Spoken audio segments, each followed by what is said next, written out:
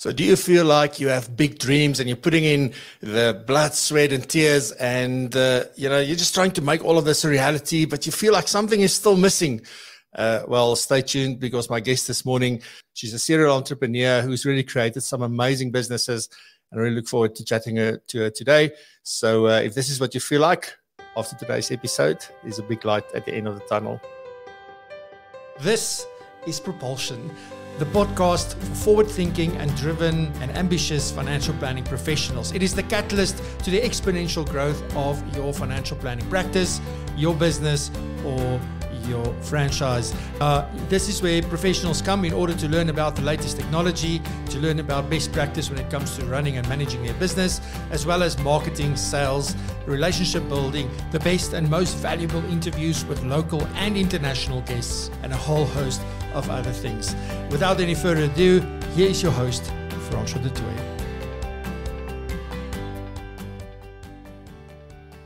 Good morning, Ronelle. Welcome to Propulsion Live. Morning, Francois. Thank you for the invite. I'm really excited to be here, and I have to congratulate you. Your studio is so impressive. It feels like being on an Oprah Winfrey show this morning. Thank you very much. I appreciate that. Yeah, you must go watch one of those very first episodes from 2020. We've really come a long way, but thank you very much for those kind words. And I think it's sort of a testament to like whatever you do, just keep doing it. You learn as you go along. Don't be afraid to jump in or wait until you have everything that you need, etc., etc. But I think, Oprah's still there and I'm here, but thank you very much for that. Ronelle, I'm really excited to have you on the show. I mean, I've been connected to you on LinkedIn for a very long time. I've watched you from a distance. I've seen what you do, how you put yourself out there. I think a lot of people have seen, I think one of the most inspiring things about you is the way you put yourself out there. It just seems like nothing holds you back. So I'm going to ask you, can you just quickly give us an overview of who Ronelle is, what it is that you do, and then we'll get into the rest of the conversation. Okay, thanks, Francois. Yes, so I'm a chartered accountant by profession. I've always been in the financial services industry. So I've spent 10.5 years at Momentum Metropolitan as head of group financial reporting and consolidation. And then I got to a point in my career where I thought I actually want to do more, be more. I want to make a bigger impact. And I really want to realize my dreams and live my passions and my purpose. So towards the end of 2015, I've started my first business together with my sister, Physique Fit Wellness. We also opened a guest house in Centurion, Physique Fit Guest House. And then in 2017, I've started my financial consulting and training company called Financially Fit Group. And last year during lockdown level 4, I also opened a spa. So I've started to get quite into my entrepreneurial journey. Really loving every minute of it. And I think it's coming back to what Norma shared in terms of not only to be somebody and to have all these aspirations and dreams, but to really go out and do it and realize all your dreams and your passions and really just live what you really would like to, or the way you actually see your life to make that happen. I love stories like this. And I love that, in lockdown level 4, I started a spa, as if it was nothing, and it's definitely has been a big journey. And I always thought you first started with Financially Fit. And I did not realize that you started with the guest house actually first. Which is quite an interesting sort of take on it. I mean, what made you get into that part of you're into accounting and auditing and group reporting and consolidations and all those good things. And there's so much you can do as a chartered accountant. And then what got you into saying, well, I'm going to start a guest house? Well, I think at that point when I just left Momentum, we needed a bigger premises because I wanted my offices as well as to be able to live on the premises. And then we found the premises, and I think like after we've had everything that we wanted, we still had 6 guest rooms. We all with in-suite bathrooms, and I think that was kind of telling me, but I can actually utilize that much more efficiently. I can really start building towards financial independence and financial freedom, because now I can also, operate a guest house and really get a very good additional source of income. And I think that is how we started. We didn't have any kind of knowledge from within the hospitality industry. Like I said, I'm a chartered accountant. My sister is a psychologist. And I think it is, again, just like in seeing an opportunity and grabbing it and trying to make the most of it. Now, obviously, when we started, we didn't have any guests whatsoever. And we had to start from scratch. But it was such a wonderful journey in terms of how we managed to uplift and empower our staff from where they started out with us as cleaners to where they are today, where they can pretty much manage the guest house all by themselves. The one lady is an excellent chef. And today we can look back and we can say we've survived lockdown, and our guest house is really growing from strength to strength. And it is just nice to have a complete different, almost a view on life than only being kind of what your profession is all about. Yeah, I really like that. How would you summarize your mission? I'm going to delve into well-being and all of those things in just a minute. But how would you summarize your mission? What is it that Ronelle is trying to achieve?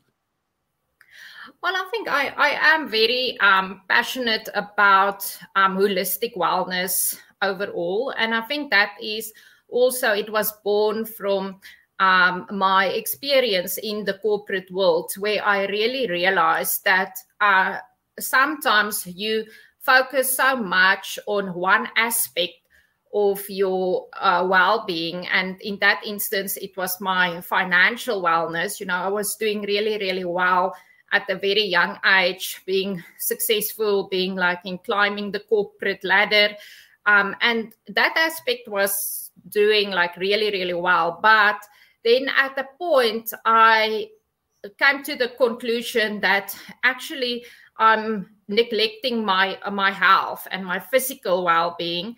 And as a result of that, I also started to get to a point where I felt that I'm not entirely happy with where my life is. I see so much more for what I can do and what I would love to be. And I think it was kind of like in connecting all those dots and come to the conclusion, but for you to really be ultimately well, you need to have your physical, your emotional, and your financial wellness all in balance. And you cannot neglect the one aspect, because it will impact on the other aspects of your life as well. So I think that is something that I'm very passionate about, to help people to also get to that point. But then also about education. I do a lot of financial and business training, helping people just to, being more financially fit in their personal lives, but also to start and build businesses that is really successful and sustainable. Because to go out and start a business, it's tough. It's definitely not an easy thing to do. And if I look back in terms of how much I've learned in these 6 years, and now I can utilize all of that together with my corporate knowledge and just help people to start businesses and grow businesses, hopefully much easier, and learn from the lessons that I had to learn. Yeah, and that's great. And I want to get into, I think the name that you've got for your guest house and all of that is absolutely phenomenal, because you were very clever. It took me a while to get it, but the more I sort of looked at what you were doing and the three things that you just shared, I mean, you came up with a phenomenal name. I'm going to put it up on the screen, because when you say it, you can't see how awesome it is. You have to sort of see it, I think, to really understand the uniqueness behind the name. But I just want to be clear before I do that to everyone watching or listening to this. And remember, we do put this out on a podcast as well. But what is very important is that this isn't the show now today about, okay, you're a financial planner or advisor, you need to go open a guest house and a spa and things like that. I think it's important to understand Ronelle's journey, and we are about to link all of this to what we do as financial planners and advisors as well. So I always love to delve into stories of, why you do what you do, where you came from, sort of what informed your thinking, and then see, but what can we take from that as well. So, so let me put this up on the screen just quickly, and I hope I got this 100% right. I mean, would you pronounce that again, Ronelle, so we can hear how to properly pronounce that? Yes, we pronounce it as Physique Fit. And I think there you see basically the combination coming through with the PHYS as the physical, the EQ for the emotional wellness, the FI for the financial wellness. And then the fit basically means that your physical, your emotional, and your financial wellness all need to be in balance. So they all need to fit together in order to achieve ultimate well-being. Yeah, this is brilliant for me. Like we always tend to go and take, we need to start a business. Let me combine my name and my wife's name and my children's names and see if I can come up with something weird and wonderful. And here you've gone and say, well, what are we actually about? And you've managed to put that into such a unique name. So I think that's very inspiring and something that I need to consider in my businesses sort of for the future. But all right, so I want to talk about one of the things that you very strongly believe in is that holistic well-being is absolutely crucial to achieving long-term success. And when we think of well-being, I think we often think about work-life balance. It's just sort of a natural thing. Also, if there's well-being, it means that I need to have work-life balance. Is this the same thing? I think it definitely fits in there, and I think people need to definitely spend more time on looking at their work-life balance.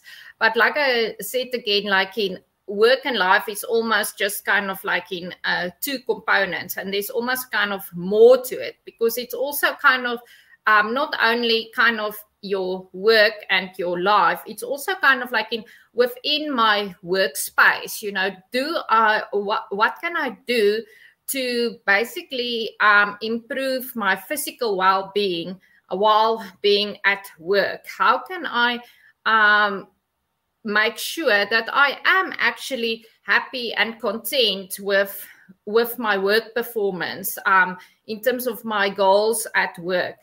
So I think it is much more than just work-life balance. And we work with quite a number of companies within the finance profession. And I think it is something that a lot of finance professionals are actually struggling with to get that balance correct. Because quite often you kind of spend so much time working and, trying to get that aspect of your life going, growing your business and all of that, that quite often you neglect the other aspects. And I think it can end up in situations where you are burnt out, where you are fatigued, and where you cannot then basically achieve your ultimate success because you are just not physically and emotionally in that space to help you to have that energy and that drive and everything to again be successful in your business or your career. Yeah, and is it possible? So it's definitely a big part of it, but it's not everything, right? So if we talk work-life balance, I think a lot of us try and achieve that on a daily basis. Is that something that's attainable, or is work-life balance something that you need to aim for, apart from the other things that we'll get into now in terms of your physical and your emotional well-being? But is it possible to attain that on an everyday? So have a calendar blocked out and say, this morning I do this, and then this, and then this, and that sort of helps me achieve work-life balance? Or is it something that's more attainable over a period of time? Yeah, I definitely think it is a journey. It is similar to kind of like say to yourself, but I want to be financially free and I want to create sufficient additional streams of income so that I don't really have to spend my hours to earn an income. So I think it is something that will definitely not happen just overnight, and it's really a choice, and it's almost like a lifestyle, where you almost need to be very conscious about what you want in life, and kind of like set yourself those goals and those bigger dreams.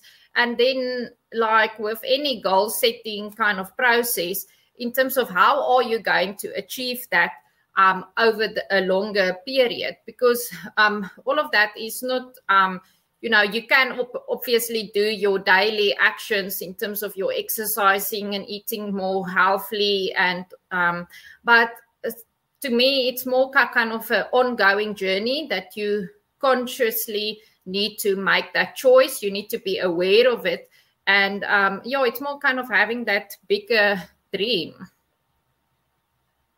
Yes, sorry, I just had a cough there. So I fully agree with you on that. And I think, when you think about holistic well-being, bringing in all these other areas that you also discussed, is like, I can see why that is important, because I think a lot of what we do, and to attain that work-life balance, I don't think you can do that without having the physical fitness as well as the emotional fitness, if I might put it that way. So that's absolutely important. But one question that I do have for you is, is it possible to attain holistic well-being in one area of your life, but not another? So, for example, if I say your personal life versus your business life, is it possible, or can you only have holistic well-being if you have it in all areas of your life? I think you can obviously achieve it in one aspect of your life, but then, like I said, it will ultimately impact you kind of like on the other aspects. And if those and the other aspects are lacking, then at some point it will also influence this one aspect where you are achieving it. Because if you take an example, if you are doing really well at work and you are growing, you are achieving a lot of success, but maybe in your personal life, you don't have a good relationship with your children, you are struggling with your partner, and there's all those kind of aspects that's kind of like in not in your work life, but at the end of the day, if you are having a fight with your children or your wife or your husband, and now you go to work, it's very difficult to really kind of just, keep it separate and think that it will not impact on how you are going to act or behave during that day. So to me, it is kind of like in some way it will impact you in that other aspect of your life as well. And I think that is kind of like, if the one is the one aspect you are where you want to be, it is all about kind of, okay, how do I keep that or retain that, but then try and focus more on the aspect where you believe you are lacking, and see how can I also bring that to a level where I also will be satisfied with that aspect of my life. And I do believe that over time things will move. And I do want to make it just a very quickly of a comment from Carol, which I think we can maybe answer quickly. If working at an employer it would do well for them to incorporate not only health and financial wellness, but also time wellness. Gone are the days of productive employees being an 8 to 5 and more. And I must say that I fully agree with that. I can feel my frustration levels going up if I have to be in a place from a specific time to a specific time. It is much more about the output. It also doesn't matter where you do it from, as long as you can create that output. And if you are dealing with people directly, then that experience that they have when dealing with you, virtually or so forth, doesn't matter where you are, as long as that is at an acceptable level, then, it's quite important. But what is your take on that as well? Obviously running a guest house and a spa and things are quite different from doing finance kind of work or education or anything like that. But what is your take? Because I know you do a lot of employee wellness programs as well. Is this something that you touch on? Yeah, I definitely believe with that, kind of like in having that 8 to 5. And also I must emphasize that sometimes for some people, that is what they need. They want that routine. They want that 8 to 5. If they don't have that structure, it's chaos and they are not performing optimally. So I think you should realize there's sometimes different people and different things work for different people. But if I think in terms of how I would typically structure my days since I've left the corporate, so I will now I have time in the mornings to go run, to go to gym. I spend a few minutes with the guests, just saying hello to them at breakfast. How are you doing? Just making sure they are happy. And then because I actually still do a lot of financial consulting work. So currently I'm actually acting for Massmart as the head of group consolidation. So then I'm still kind of going back to more like a office environment where I spend my day basically between, I would say, 9 o'clock and 3 o'clock. Doing financial consulting and training work. And then again, I would break and have a look at the other businesses, make sure they are okay, check up with the staff. But these days I would also no longer work in the evenings.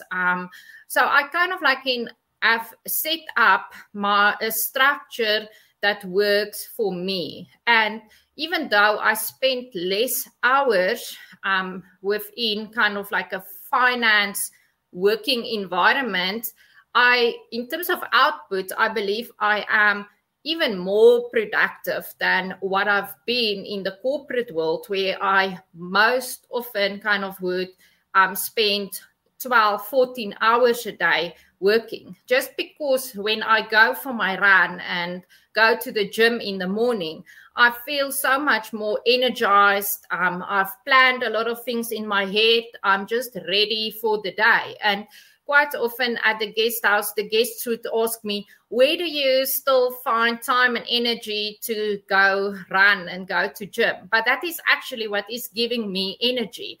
So when I get to my laptop, I can be really productive. I can really be efficient. I can really, put in all the effort to make it count, because I know I only have that time and then I must move on to something else. So I definitely don't think 8 to 5 is kind of the best thing for all people. And if you can find a way where you can rather spend time with your family, spend time on exercising and all of that, and holistically you become more well, if I can call it that, or you can be kind of in a very happy space in terms of where you're at, then you will definitely have that link and seeing it coming through in your performance at work as well. And I think that's a good indicator of your well-being is your level of happiness. Not telling yourself you're happy, feeling that you're happy. I think that's quite important. That is there's so many things that we can delve into in there.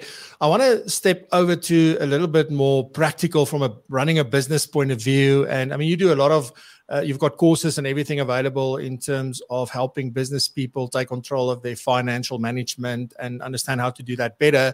And I think for many of us, and I'll include myself here, I would go as far as to say that one-man businesses, most of them, okay, so whether you're in a corporate structure and you sort of are able to run your own practice from a financial planning point of view, or whether you're on your own, but if you're the main person that does everything from seeing clients to making the payments and everything else in between, is that we're merely surviving.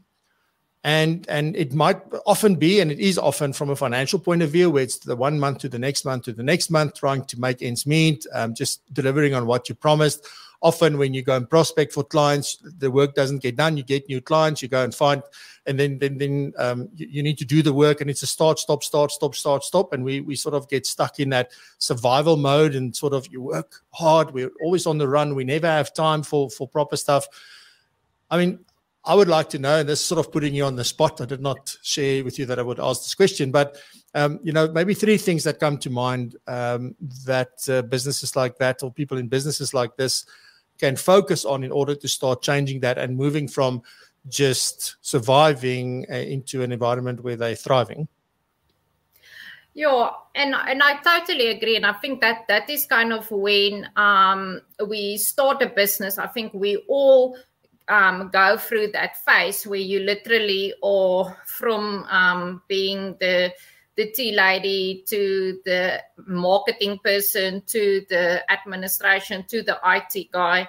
And I think it is all about kind of like in getting to a point where you sit back and you reflect on the situation and see, but how can I be more productive? And that is quite often to say, okay, but what are the things that I'm really good at, and focus on those things. And then try to either outsource, say, for example, you don't like the accounting or whatever, and you really want to be out there to build relationships with your clients, get business in, then outsource that function to somebody else. Now, immediately you would say, okay, but we have financial constraints. And that is, again, but if you can spend the time that you would spend on your admin and your accounting and whatever, rather kind of like in having more business, then you will have the income to pay for those people. So I think that is definitely to kind of like in reflect in terms of where you want to be and how you can achieve that. Build a good support structure, and that comes again with like in employee wellness, like appoint people and create a happy work environment for them, make them part of the bigger goals for your business, and let them understand where they fit in and how important they are to the business, because they will be crucial to the success of your business. And I think thirdly, again, like to look at your holistic well-being as well, because there's also no point in working 14 hours a day just to try and survive financially.